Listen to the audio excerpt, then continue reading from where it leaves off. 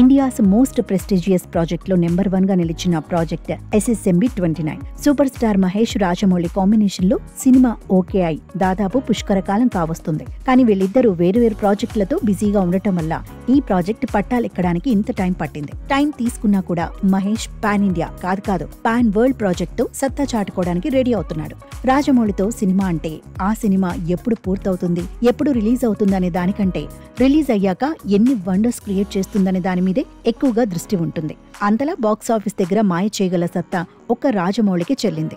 ఈ సినిమా విడుదలయ్యాక ఎన్ని రికార్డులు క్రియేట్ అవుతాయో అని ఫ్యాన్స్ కూడా చాలా ఈగర్ గా వెయిట్ చేస్తున్నారు. దాదాపు 1000 కోట్ల రూపాయల బడ్జెట్ తో తెరకెక్కుతున్న ఈ ప్రాజెక్ట్ ఇండియా వైడ్ గా మంచి అంచనాలే ఉన్నాయి.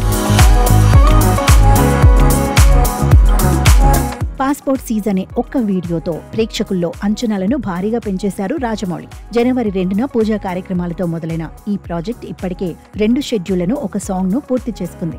సినిమా షూటింగ్ మొదలై 6 నెలలు కావస్తున్నా ఒక్కటంటే ఒక్క అప్డేట్ కూడా ఇవ్వకుండా రాజమౌళి ఫ్యాన్స్ ను టెన్షన్ పెడుతున్నారు. ఈ సినిమాలో మహేష్ ఎలా కనబడనున్నాడో అని ఫ్యాన్స్ కూడా ఈగర్ గా వెయిట్ చేస్తున్నారు. ఇండియానా జోన్స్ తరహా అడ్వెంచర్ బ్యాక్ డ్రాప్ లో ఈ మూవీ రాబోతోందని అందరికీ తెలిసిందే. ఈ నెలాఖరు కల్లా ఆఫ్రికాలోని సెరెంగెటి నేషనల్ పార్క్ లో కొన్ని కీలక సన్నివేశాలను చిత్రీకరించనున్నట్లుగా తెలుస్తోంది. అక్కడ దాదాపు 40 రోజుల పాటు షెడ్యూల్ ఉండనుందని సమాచారం. అయితే రాజమౌళికి సోషల్ మీడియా వేదికగా బోలెడు ప్రశ్నలు ఎదురవుతున్నాయట.